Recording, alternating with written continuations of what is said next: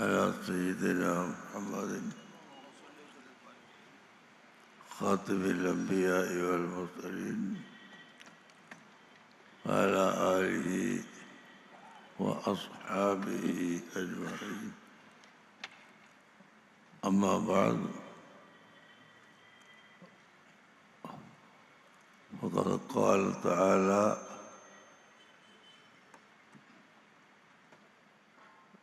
إن الله وملائكته يصلون على النبي يا أيها الذين آمنوا صلوا عليه وسلموا تسليما. صدق الله العظيم.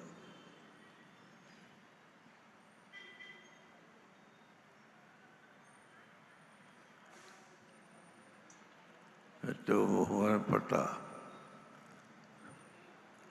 സയ്യിദ് അലി ഫഖീ തങ്ങൾ, ബഹുമാനപ്പെട്ട സയ്യിദ് ഇബ്രാഹിം ഖലീൽ തങ്ങൾ, ബഹുമാനപ്പെട്ട താജുൽ ഉലമയുടെ മൂത്ത മകൻ ഇമ്മിച്ചിക്കോയ തങ്ങൾ, മറ്റ് സാദാത്തുക്കൾ, സുഹൃത്തുക്കൾ, പണ്ട് കവി പാടിയിട്ടുണ്ട്: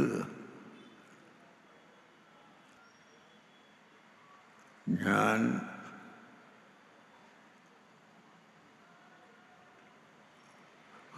ഒരു പ്രാവശ്യം കൂടി യൗവത്വം ലഭിക്കുന്ന പക്ഷം പ്രായമെത്തിയ സമയത്തുള്ള അവസ്ഥയെ സംബന്ധിച്ച് വിവരിച്ചു കൊടുക്കുമായിരുന്നു എന്ന്. അതുപോലെ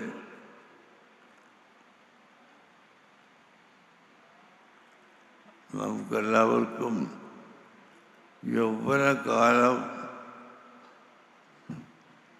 ഒരുപാട് ശക്തിയും സൗകര്യങ്ങളും അല്ലാഹു സുബ്ഹാനഹു വ തആല നൽകുന്നു. അതനുസരിച്ച് നാം കഴിവിൻ്റെ പരമാവധി പ്രവർത്തിക്കുകയും ചെയ്യുന്നു. എൻ്റെ ശേഷം എൻ്റെ യാത്രികരായ രണ്ട് പണ്ഡിതന്മാർ, ബഹുമാനപ്പെട്ട സയ്യിദ് ഇബ്രാഹിം ഖലീൽ തങ്ങളും ബഹുമാനപ്പെട്ട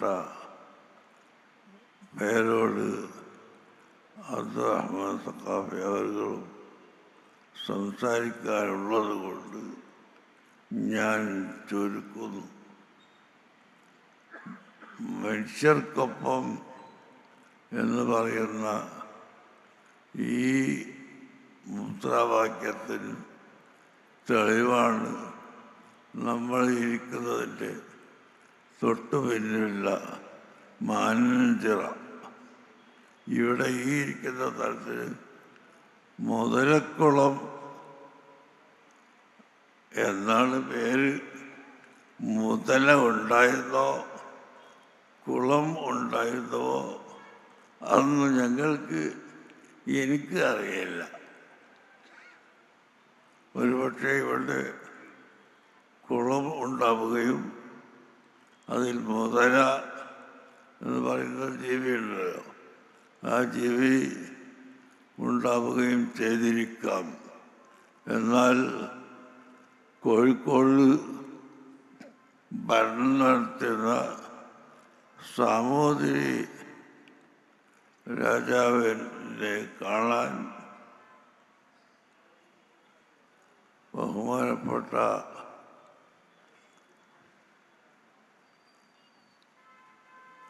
ഉലമാക്കൾ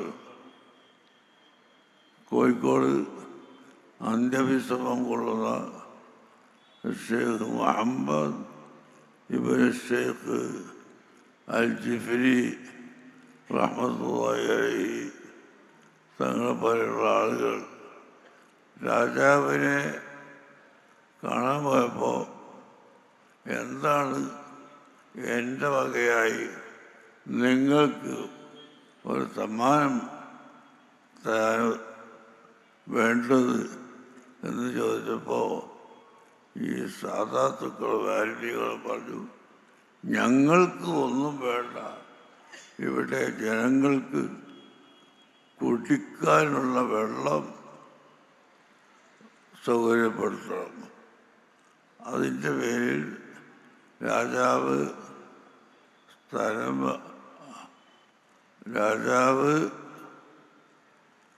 ഇവിടുത്തെ മാനവിക്രമൻ എന്ന് പറയുന്ന ആളോട്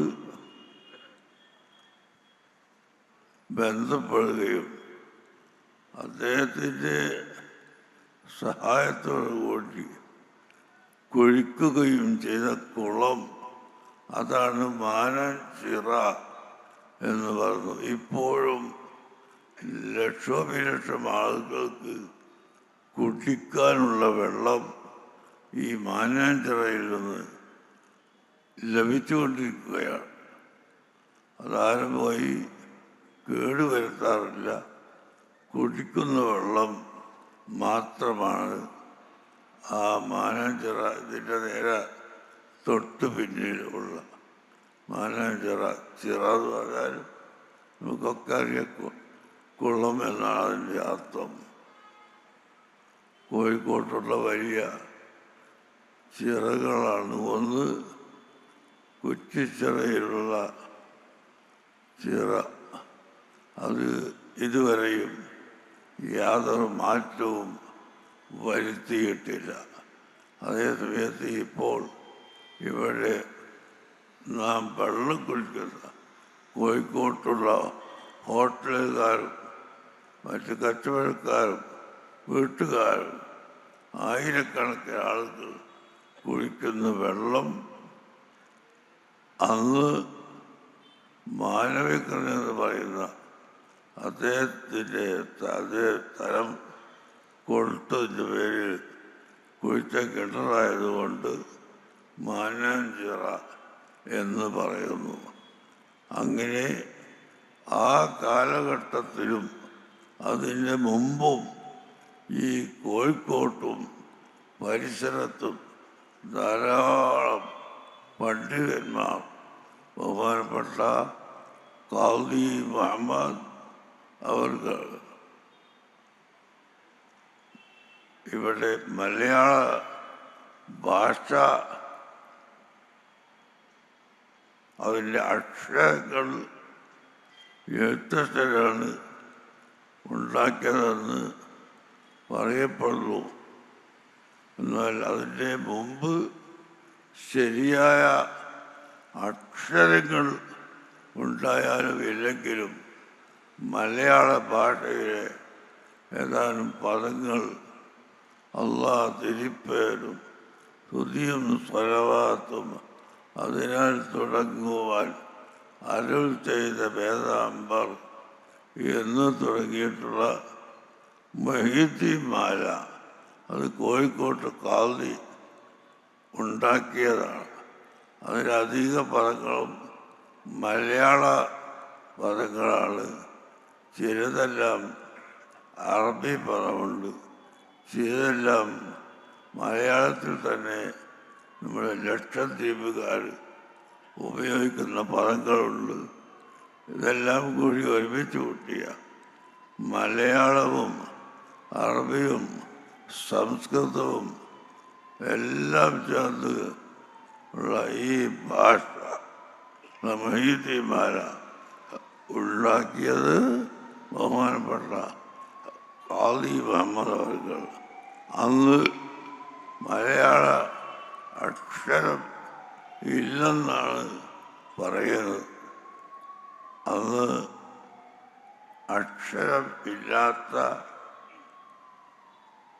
ഒരു അറബി മലയാള അക്ഷരമുണ്ട്. അറബി മലയാളം ഇവിടെ വളരെ കാലമായി നിന്നു വരുന്ന ഒരു എഴുത്താണ്. നമ്മുടെ മദ്രസകളിലും ഇപ്പോൾ ചില കുട്ടികളെ നാം അറബി ഭാഷ പഠിപ്പിക്കാതെയും മലയാളം ഭാഷ പഠിക്കാതെയും കുട്ടികൾക്ക് അറബി മലയാളത്തിൽ എഴുതി പഠിപ്പിക്കുന്ന സമ്പ്രദായമുണ്ട്. അതെല്ലാം യഥാർത്ഥത്തിൽ ആ പഴയ കാലത്ത് ഉണ്ടായിരുന്ന മതമൈത്രിയുടെയും മതസൗഹാർദ്ദത്തിൻ്റെയും അടിസ്ഥാനത്തിൽ ഇവിടെ നിലനിർത്തി വന്ന സംഭവങ്ങളാണെന്ന് ഞാൻ ഓർമ്മിപ്പിക്കുന്നു. ബഹുമാനപ്പെട്ട ബിലാൽ ബാദിൻ റളിയല്ലാഹു അൻഹു തുടങ്ങിയ സ്വഹാബികളുടെ ചരിത്രവും നമുക്ക് പറയാനുണ്ട്. ഞാൻ അതിലേക്ക് കടക്കുന്നില്ല. ഒരിക്കൽ ഹസ്സാൻ ഇബ്നു സാബിത്ത് റളിയല്ലാഹു അൻഹു വലിയ കവിയാണ്. നബി സല്ലല്ലാഹു അലൈഹി വസല്ലമ തങ്ങളെ മദ്ഹ് ചെയ്തുകൊണ്ട് അവിടുത്തെ മൗലിദുകൾ പാടിയ മൗലിദ് ഓതിയ ഒരു വലിയ സ്വഹാബിയാണ് ഹസ്സാൻ ഇബ്നു സാബിത്ത് റളിയല്ലാഹു അൻഹു. അദ്ദേഹത്തിൻ്റെ മദ്ഹ് ഒരിക്കൽ മഹദിയായ ആയിഷ റളിയല്ലാഹു അൻഹ പറഞ്ഞു. ആയിഷ റളിയല്ലാഹു അൻഹ ഹസ്സാൻ ഇബ്നു സാബിത്തിൻ്റെ മദ്ഹ് പറഞ്ഞപ്പോൾ ആരോ ഒരാൾ ചോദിച്ചു, നിങ്ങളെന്തിനാണ് അദ്ദേഹത്തിൻ്റെ മദ്ഹ് പറയുന്നത്? അദ്ദേഹം നിങ്ങൾക്ക് എതിരായി സംസാരിച്ച ആളല്ലേ? നിങ്ങളെ വ്യഭിചാര ആരോപണം, കള്ളത്തരം, മുനാഫിക്കുകൾ പറഞ്ഞുണ്ടാക്കിയപ്പോൾ അത് ശരിയായിക്കൂടെ എന്ന് ചോദിച്ച ആളല്ലേ? അദ്ദേഹത്തിന് നിങ്ങളെതിരാണ് മദ്ഹ് ചെയ്യുന്നത് എന്ന് ചോദിച്ച സമയത്ത് മഹദിയായ ആയിഷ റളിയല്ലാഹു അൻഹ പറയുന്നു, ഫഇന്ന അബീ വവാലിദത്തി വഇർളി ലിഇർളി മുഹമ്മദിൻ മിൻകും ഫിദാഉ എന്ന ഒരൊറ്റ ബെയ്ത്ത് മാത്രം അള്ളാഹുവിൻ്റെ റസൂലിനെ സംബന്ധിച്ച് പറഞ്ഞതിൻ്റെ പേരിൽ അള്ളാഹു തആല ഹസ്സാൻ ഇബ്നു സാബിത്തിന് വല്ല ദോഷങ്ങളുമുണ്ടെങ്കിൽ അതെല്ലാം പുറത്തു കൊടുത്തിട്ടുണ്ട്. എന്നാൽ ഈ വരി ഞാൻ പറയാൻ കാരണം ഇന്ന അബീ വവാലിദത്തി വഇർളി, എൻ്റെ മാതാപിതാക്കളും എൻ്റെ അഭിമാനവും മുഹമ്മദ് നബി സല്ലല്ലാഹു അലൈഹി വസല്ലമ തങ്ങൾക്ക് ഞാൻ സമർപ്പിക്കുന്നു എന്ന് പറഞ്ഞ ബെയ്ത്താണ്. ഇത് പറയാൻ എന്താ കാരണം?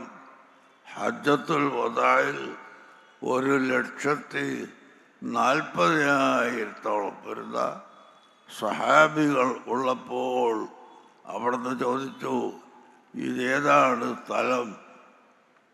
എല്ലാവരും മനസ്സിലാക്കി എന്തോ ഒരു പുതിയ പേര് ഇപ്പോൾ പറയുമെന്ന്.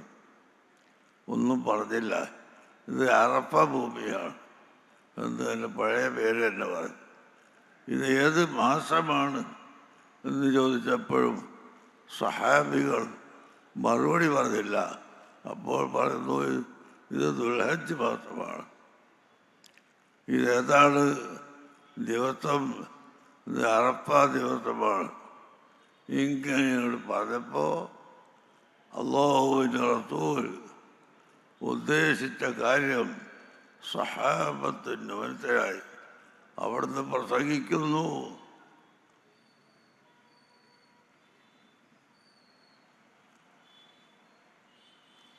ഒരു വ്യക്തിയുടെ അഭിമാനം കാത്തു സൂക്ഷിക്കൽ ഈമാനിൻ്റെ പ്രത്യേകമായ ഭാഗമാകുന്നു. അല്ലാഹുവിൻ്റെ റസൂൽ ഖിയാമത്ത് നാൾ വരെയുള്ള ഏറ്റവും വലിയ പ്രഖ്യാപനമായ പ്രസംഗത്തിൽ പറഞ്ഞത്, നിങ്ങൾ ഒരു മനുഷ്യൻ മറ്റൊരു മനുഷ്യൻ്റെ അഭിമാനത്തിന് കേടുവരുന്ന ഒരു വാക്കോ പ്രവൃത്തിയോ ചെയ്തു പോകരുത്. ആ മനുഷ്യൻ മുസ്ലിമായാലും അമുസ്ലിമായാലും ഹിന്ദു ആയാലും ക്രിസ്ത്യാനിയായാലും മുസ്ലിമായാലും ആരായാലും ശരി, നിങ്ങൾ ഒരു വ്യക്തിയെ അയവാക്കി അദ്ദേഹത്തിൻ്റെ അഭിമാനം കളയുന്ന വാക്ക് പറയാൻ പാടില്ല. പിന്നെ അമ്പാലക്കും വഅറാദക്കും വദിമാഅക്കും വഅറാദക്കും അലൈക്കും ഹറാം കഹുർമത്തി യൗമിക്കും ഹാദാ ഫീ ശഹരിക്കും ഹാദാ ഫീ ബലദിക്കും ഹാദാ. ഈ പുണ്യമായ രാജ്യത്ത്, പുണ്യമായ മാസത്തിൽ, പുണ്യമായ ദിവസം എത്ര മഹത്വം കൽപ്പിക്കുന്നുവോ അതുപോലെ ഫൈന ദിമാഅക്കും വഅംബാലക്കും വഅറാദക്കും ഹറാമുൻ അലൈക്കും. നിങ്ങൾ ഒരാളുടെ സമ്പത്ത് അനധികൃതമായി പിടിച്ചെടുക്കാൻ പാടില്ല. ഒരാളുടെ രക്തം ചിന്താൻ പാടില്ല. ആരുടെയും അഭിമാനം നഷ്ടപ്പെടുത്തുന്ന വാക്കുകൾ നിങ്ങൾ പറയാൻ പാടില്ല. അത് മൂന്നും സൂക്ഷിക്കണം. ഈ പുണ്യമായ മാസത്തിൽ, പുണ്യമായ സ്ഥലത്ത്, പുണ്യമായ ദിവസം എത്രമാത്രം ബഹുമാനം നിങ്ങൾ കരുതുന്നുവോ അത്രയും വലിയ ബഹുമാനം നിങ്ങൾ കരുതണം. എന്ന കൂട്ടത്തിൽ മനുഷ്യൻ്റെ അഭിമാനം എന്നാണ് നബി സല്ലല്ലാഹു അലൈഹി വസല്ലം പറഞ്ഞത്. അവിടെ അന്യമതക്കാരെ അഭിമാനം കാത്തു സൂക്ഷിക്കണ്ട എന്ന് പറഞ്ഞിട്ടില്ല. മുസ്ലിമായാലും അല്ലാത്ത മതക്കാരനായാലും ആരെയും അഭിമാനം നഷ്ടപ്പെടുത്തുന്ന വാക്കുകളോ പ്രവൃത്തികളോ നിങ്ങളിൽ നിന്ന് ഉണ്ടാകരുത്. നിങ്ങൾ രക്തം ചിന്തരുത്. നിങ്ങൾ അന്യരുടെ സമ്പത്ത് അനധികൃതമായി സമ്പാദിക്കരുത്. അവിടെയെല്ലാം മനുഷ്യർ എന്നല്ലാതെ അള്ളാഹുവിൻ്റെ റസൂൽ പറഞ്ഞിട്ടില്ല. 10 ലക്ഷം ഹദീസ് ബഹുമാനപ്പെട്ട അഹ്മദ് ബിൻ ഹംബൽ റളിയല്ലാഹു അൻഹുവിന് മനപ്പാഠമുണ്ടായിരുന്നു എന്നാണ് ചരിത്രത്തിൽ കാണുന്നത്. 10 ലക്ഷം ഹദീസ് കാണാതെ പഠിച്ചിരുന്നു. എന്നാൽ ആ 10 ലക്ഷം ഹദീസുകൾ ഓതിക്കൊടുക്കുമ്പോൾ ആദ്യമായി എനിക്ക് എൻ്റെ ഗുരുനാഥൻ ഓതിത്തന്നതും അദ്ദേഹത്തിൻ്റെ ഗുരുനാഥൻ ഓതിക്കൊടുത്തതും അങ്ങനെ നബി സല്ലല്ലാഹു അലൈഹി വസല്ലം തങ്ങൾ വരെയുള്ള ഓരോ ആളുകളും ആദ്യമായി പറഞ്ഞു കൊടുത്ത ഹദീസ് ഞാൻ എൻ്റെ ശിഷ്യന്മാർക്ക് സഹീഹുൽ ബുഖാരി ഓതിക്കൊടുക്കുകയാണെങ്കിൽ പോലും അതിൻ്റെ മുമ്പായി പറഞ്ഞു കൊടുക്കുന്ന ഒരു ഹദീസ് അർറാഹിമൂന യർഹമുഹുർ റഹ്മാൻ തബാറക വതആല ഇർഹമു മൻ ഫിൽ അർളി യർഹംകും മൻ ഫിസ് സമാ. പരസ്പരം ഗുണം ചെയ്യുകയും സ്നേഹം വെക്കുകയും പ്രിയം വെക്കുകയും ചെയ്യുന്ന ആളുകൾ അല്ലാഹു തആല അവർക്ക് ഗുണം ചെയ്യും എന്ന് പറഞ്ഞതിന് ശേഷം അവിടുന്ന് കൽപ്പിക്കുന്നു ഇർഹമു മൻ ഫിൽ അർളി. ഭൂലോകത്തുള്ള എല്ലാവർക്കും നിങ്ങൾ ഗുണം ചെയ്യണം. യർഹംകും മൻ ഫിസ് സമാ. എന്നാൽ ആകാശത്തിൻ്റെ ഉടമസ്ഥനായ അള്ളാഹു നിങ്ങൾക്ക് ഗുണം ചെയ്യും. സഹോദരങ്ങളെ, ഇവിടെ മൻ ഫിൽ അർളി ഭൂമിയിലുള്ളവർ എന്നല്ലാതെ ഭൂമിയിലുള്ള മുസ്ലിം എന്നോ മറ്റേതെങ്കിലും പേരോ അറിയിച്ചു കൊടുത്തിട്ടില്ല. അതുകൊണ്ട് ഈ കാര്യം വളരെ ശ്രദ്ധിച്ച് നമ്മളിവിടെ ജീവിക്കണമെന്നും നമ്മുടെ രാജ്യം ഏത് നിലക്ക് ഇവിടെ അനുവദിക്കുന്നോ ആ അനുവദിക്കുന്ന നിലക്ക് നമുക്ക് ജീവിക്കാൻ കഴിയണം. ഈ പറഞ്ഞതുകൊണ്ട് നാം ഏത് മതമായാലും ശരിയത സർവമത സത്യവാദം അല്ല. ഇന്നദ്ദീന ഇൻദല്ലാഹിൽ ഇസ്ലാം, അള്ളാഹുവിൻ്റെ അടുക്കൽ പൊരുത്തപ്പെട്ട മതം അത് ഇസ്ലാം ഒന്ന് മാത്രമാണ് എന്ന് അള്ളാഹു പറഞ്ഞതനുസരിച്ച് നാം എല്ലാവരും മുസ്ലിമായി ജീവിക്കുന്നു, മുസ്ലിമായി മരിക്കാൻ ആഗ്രഹിക്കുന്നു, അള്ളാഹുവിനോട് പറയുന്നു. അതേ സമയത്ത് മറ്റൊരു മതക്കാരുടെയും ചീത്ത പറയാനോ തെറി പറയാനോ അവനെ താഴ്ത്തി പറയാനോ പാടില്ല. അവരുടെ സ്വാതന്ത്ര്യം അവരെടുത്തുകൊള്ളട്ടെ എന്നാണ് ഇസ്ലാം പഠിപ്പിച്ചത്. അതുതന്നെയാണ് നമ്മളിവിടെ പറഞ്ഞുകൊണ്ടിരിക്കുന്നത്. അതിന് പുറമെ ഇവിടെ സദക്ക എന്ന് പറയുമ്പോൾ ഞാൻ ആദ്യം മനസ്സിൽ കരുതി ഒന്ന് രണ്ടാളോട് പറയുകയും ചെയ്ത് വല്ല പേരും മാറ്റിയാലോ.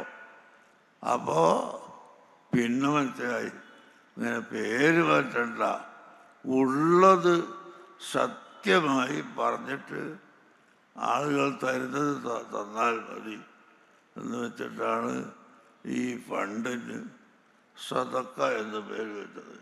ഇൻഷാ അല്ലാഹ് പല കാര്യങ്ങളും ചെയ്തതിന് പുറമെ കോഴിക്കോട് മെഡിക്കൽ കോളേജിൽ സുന്നി സംഘടനകളുടെ നേതൃത്വത്തിൽ വിപുലമായ സംവിധാനത്തോടെ ഒരു കെയർ ഹോം സ്ഥാപിക്കാൻ ഈ സമ്മേളനത്തിൽ പ്രഖ്യാപിക്കുന്നു.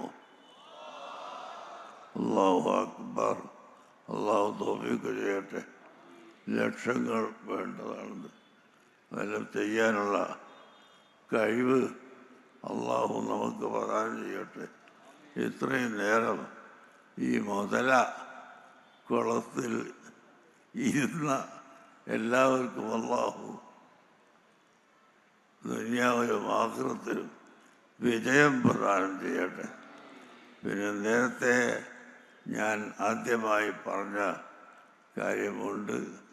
ഓരോ പല വിധത്തിലും സ്വതന്ത്രമായി നടന്നുകൊണ്ടിരിക്കുന്നത് ഇല്ലാതെയാക്കി ഇപ്പോൾ ഏകാധിപത്യത്തിലേക്ക് കൊണ്ടുപോകുന്ന അമേരിക്കയുടെ പ്രവർത്തനത്തിനെതിരായി നമ്മുടെ ഇന്ത്യ രാജ്യം ഇടപെടുകയും സഹായിക്കുകയും ചെയ്യണമെന്ന് നേരത്തെ പറഞ്ഞ വാക്കുകളോടുകൂടി ഞാൻ അവസാനിപ്പിക്കുന്നു.